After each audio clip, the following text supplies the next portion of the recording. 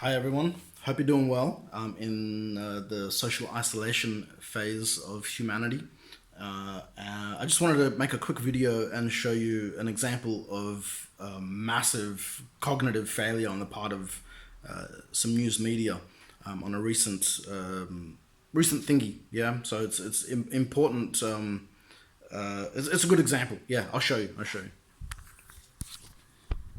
So this is a video just from the other day from a press conference that Trump was speaking at, and the title of the video here, we've got USA, Trump threatens to freeze World Health Organization funding, then backs down saying he'll look into it.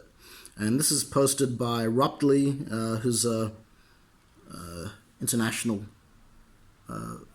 video news agency. So news agency, they, you would expect them to be very careful and aware of the words that are being used and presented, and what they say and what they hear and what their reporters and journalists are asking people and how they're communicating, right? As a news agency, they have ethical standards that they need to adhere to and put into their process of not just the process of thinking, basically. Okay, I'll play the video. Get back. Okay. I'll pause it every now and then too. Thank you very much. The WHO, that's the World Health Organization, receives vast amounts of money from the United States, and we pay for a majority, a biggest portion of their money. And they actually criticized and disagreed with my travel ban at the time I did it, and they were wrong. They've been wrong about a lot of things, and they had a lot of information early, and they didn't want to. They seem to be very China-centric. And we have to look into that. So we're going to look into it. We pay for. So that's twice so far. I'm going to keep a counter here. There's twice so far he's said that they're going to look into it. Yeah. Before he said what they're actually going to do, he said they're going to look into it. We give a majority of the money that they get, and it's much more than the $58 million is a small portion of what they've gotten over the years. Sometimes they get much more than that. Sometimes it's for programs that they're doing, and it's much bigger numbers. And if the programs are good, that's great as far as we're concerned. But we want to look into it. So that's the third time he's used the term or the phrase "look into it." That they're going to look into it after just then describing the different variables and the complexity of the funding in basic language, and that they're going to look into it because there are a lot of variables, right? World Health Organization, because they really are, they called it wrong. They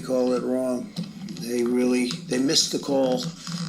They could have called it months earlier. They would have known, and they should have known, and they probably did know. So we'll be looking into that very carefully. So that's the fourth time he said, we'll be looking into it, yeah? Or we'll look into it, we're looking into it. It's the same thing.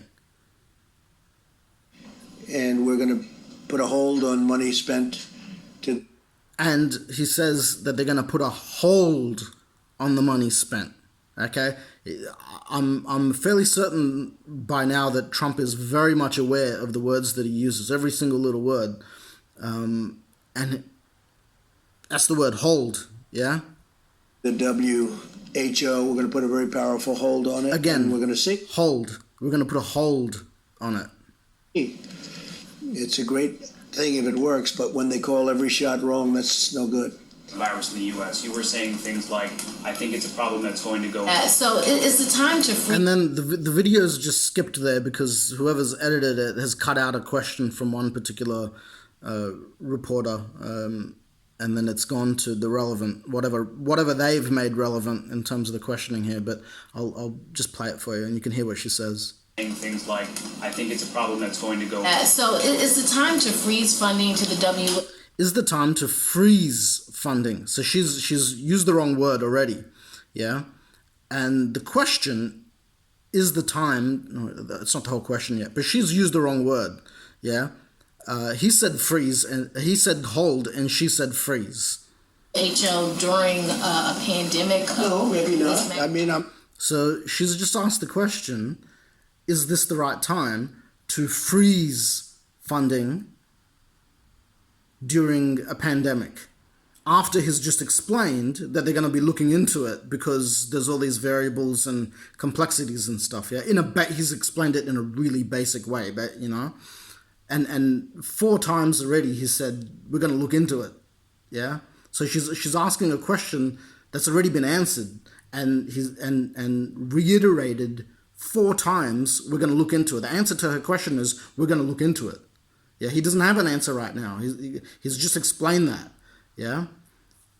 And she's used the wrong word. She's used the wrong word. And then someone else steps in and just have a listen. I'm not saying I'm going to do it, but we're going to look. He says, I'm not saying I'm going to do it. And he literally did not say that he's going to freeze the funding. Yeah? He's aware that she's used the wrong word. And he's aware that she's going to be tripping up on this. I'm sure this has happened to him enough times by now. And if you're very much aware of the words that you use when you're talking, you'll know when you'll catch someone out when they twist your words and try to change the narrative and stuff. Yeah. Look at it. You did say that. And then the other guy, a male reporter says, "But you did say it." And the thing is, he literally did not say it. These journalists are not listening to the literal words that he's saying, and they're asking questions that he's already answered. Redundant questions. That's cognitive bias. They're ignoring certain elements of information and twisting and changing the narrative to present a question that seems as though it's a redundant question. So you're going to get a backfire answer from it. He's going to go back to what he said and reiterate what he said because she didn't understand it in the first place. So amended? No, I didn't. I said we're going to look at it. We're going to investigate it. We're going to look at it. We're going to look at it. He said, no, I didn't. I said, we're going to look at it. And he did say it. He said that 4 times. He said, we're going to look at it. Which is the answer to her question. Yeah? Like, do you think it's a good time to be doing this right now? He said, we're going to look into it. But we will look at ending funding. Again, he said, we're going to look at it. Yeah. Now he says, we're going to look at ending funding. So that's the potential end goal for what he's announcing right now. Yeah?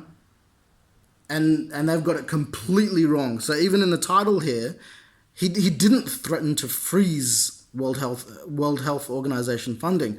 If this was used in a court of law, it would be thrown out because he literally did. It's a false accusation. He literally did not say that. And it's not him backing down. He's reverting back to what he said because she didn't hear it properly in the first place. They're saying then he backs down, saying he'll look into it. When in reality, I've just shown you 4 times before he was even asked the question, he said that they would look into it. So it's confounding how much of a massive cognitive failure this is on the part of the person who's asking the question, the other person who popped up and said, "Oh, but you did say it," and then the countless amount of editors or people that must have gone through the process of that a news agency would normally go through, editors and all that kind of stuff, to get it to this point where they've got this headline here, which is false on in just a really irrational, illogical way. It's literally false, and then the order that they're presenting the information in, or implying that he's only said. That he's then said, look into it. He didn't then say, he said it 4 times already. He's not backing down. He's reiterating, he's re-explaining what the fuck these idiots didn't understand. The basic 5th grade level language that he uses, they don't understand it. and it's shocking, man. It's shocking. Anyway, have a good day.